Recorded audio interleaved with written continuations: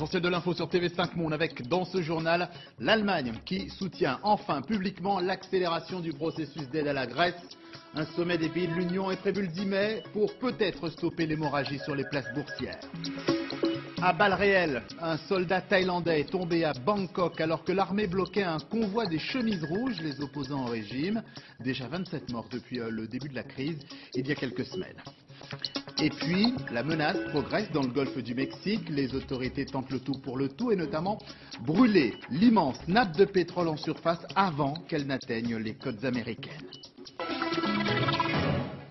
À son tour, c'est donc l'Espagne qui voit se dégrader sa note de solidité financière. L'effet domino tant redouté prend forme. La Grèce est en première ligne. Les places boursières sont toujours dans l'incertitude. L'Union européenne prévoit un sommet d'urgence, mais ce ne sera certainement pas avant le 10 mai. Guillaume Villadier. Cela faisait des semaines que Berlin traînait des pieds, sous la pression d'une opinion allemande majoritairement opposée à payer pour un pays ayant maquillé ses déficits. Angela Merkel se montrait plus que réticente à aider la Grèce. Mais face à la débâcle sur les places boursières et au risque de contagion, la chancelière allemande semble s'être rendue à l'évidence. Il est évident que les discussions avec le gouvernement grec, la Commission européenne et le FMI doivent être accélérées. Et nous espérons aboutir dans les prochains jours. Et c'est sur cette base que l'Allemagne va prendre ses responsabilités.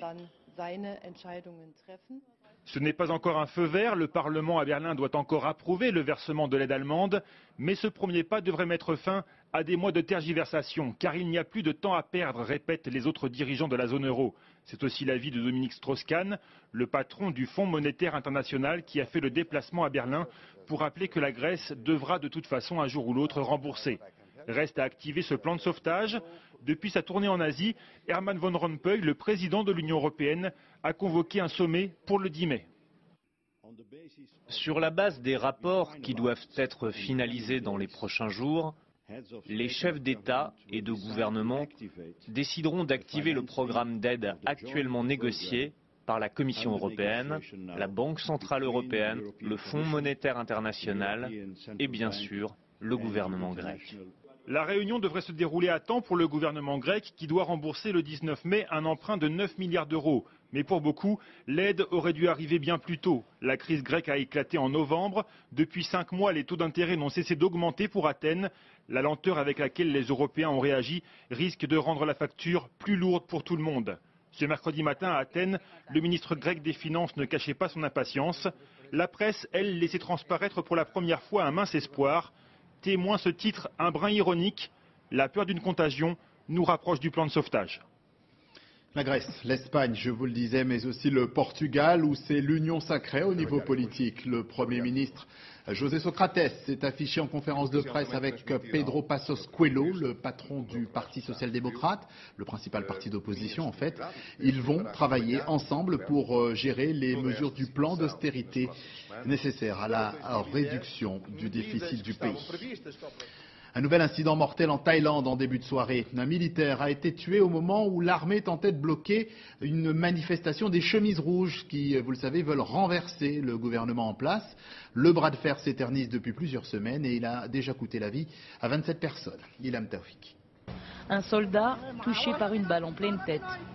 Dans les rues de Bangkok, de véritables scènes de guerre. 900 soldats se sont déployés dans la capitale thaïlandaise pour bloquer l'avancée des chemises rouges. L'armée a parlé de tirs de sommation. Et pourtant, ces militaires tirent en direction des manifestants avec des balles en caoutchouc.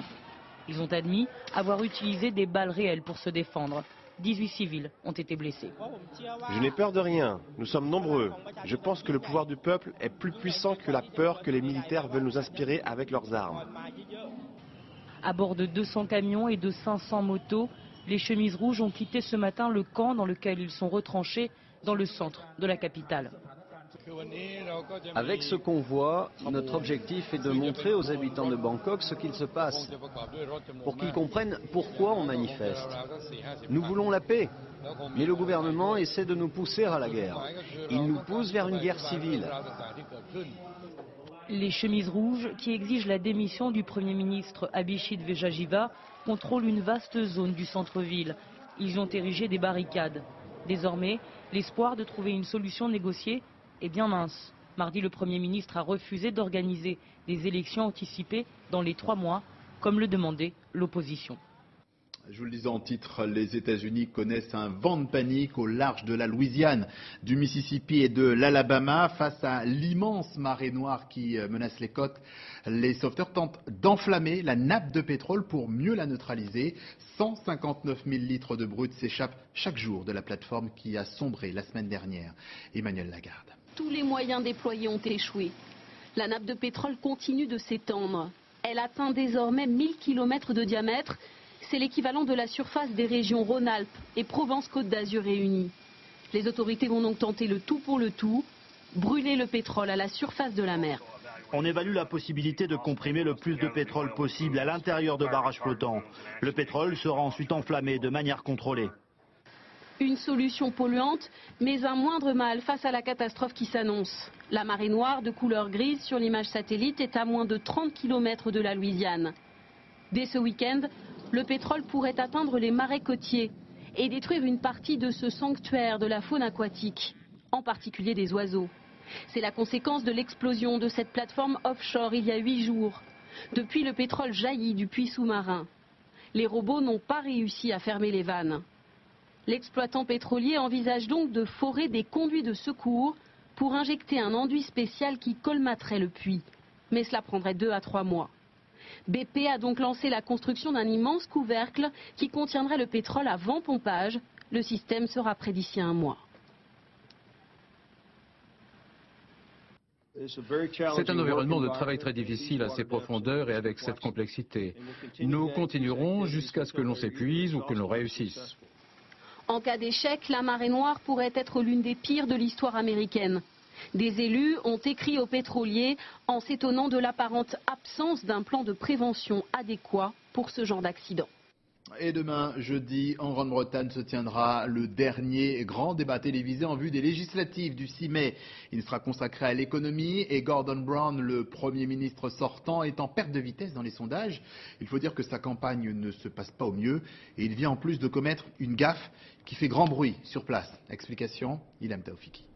Gordon Brown en pleine discussion avec des électeurs. Cette femme s'appelle Gillian Duffy, elle vote travailliste, mais n'aime pas trop les immigrés. On ne peut jamais rien dire à propos de ces immigrés, sinon ils vous taxent de... Bon, mais tous ces gens d'Europe de l'Est qui viennent ici, où est-ce qu'ils affluent comme ça? Écoutez, 1 million de personnes arrivent d'Europe, certes, mais 1 million de Britanniques vont en Europe.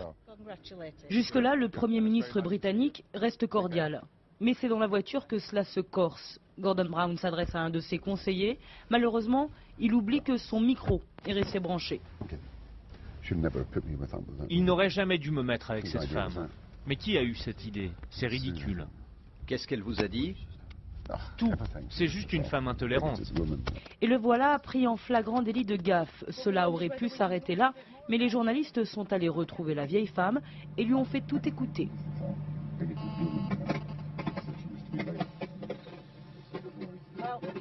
Qu'est-ce que vous ressentez? Je suis dégoûté. Mortifié, Gordon Brown s'excuse publiquement sur les ondes et devant les caméras. Je viens juste d'appeler Gillian et je me suis excusé auprès d'elle. Il est même allé jusque chez elle pour s'amender. Beaucoup de bruit pour rien, excepté que le Premier ministre est loin d'être populaire, le Parti travailliste est au plus mal dans les sondages et les élections législatives, c'est le 6 mai prochain. Affaire à suivre dans les urnes. Ainsi s'achève cette édition, journal que vous pourrez revoir dans quelques minutes sur Internet, sur le www.tv5monde.com. Merci, à bientôt.